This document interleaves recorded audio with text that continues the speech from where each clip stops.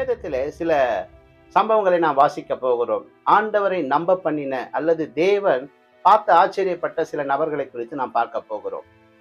நீங்க அப்போஸ்தலர் 10வது அதிகாரம் 1வது வசனத்தை நீங்க வாசிப்பீங்கன்னு சொன்னா, அந்த 10வது அதிகாரத்துல கொர்நேலியு என்கிற ஒரு மனிதனை குறித்து நாம் வேதத்திலே வாசிக்கிறோம். அந்த மனிதன் 100க்கு அதிபதி என்று சொல்லி 1வது வசனம் சொல்லுகிறது. ரோமா படைகளிலே 100 பேருக்கு அதிபதியாக இருந்த ஒரு மனிதன்.